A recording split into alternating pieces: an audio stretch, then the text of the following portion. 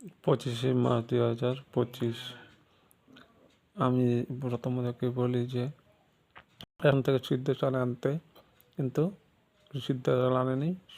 শুনেছিল, বলেছে শুনেনি, এবার মনে নেই, মানে দুটো বলছে। এবং সিদ্ধ চাল আনেনি, আতপ চাল নিয়ে এসেছে। জানে আতপ চাল আমি খেতে পারি না, তার জন্য সিদ্ধ চাল আনেনি।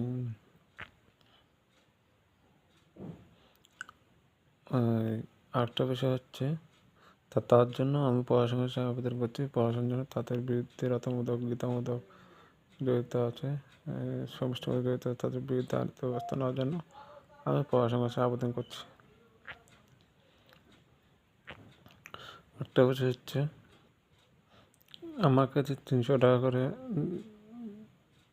দেয় কেশব ভট্টাচার্য, সেটা বলে কেন দেই না দেওয়ার জন্য বলে কেশব ভট্টাচার্য।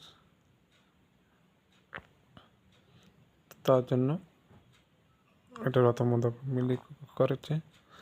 মেলার ভিতরে 500 টাকা কথা ছিল, আমাকে 300 টাকা করে দেওয়া হয়েছে। তার জন্য আমি পড়াশোনার আবেদন করছি, পড়াশোনার জন্য তাদের বিরুদ্ধে আইনত ব্যবস্থা নেই। কেশব ভট্টাচার্য রতনমূলক গীতামূলক জড়িত আছে সমষ্টিগত আইনত ব্যবস্থা নেওয়ার জন্য পড়াশোনার আবেদন করছি। জয় হিন্দ।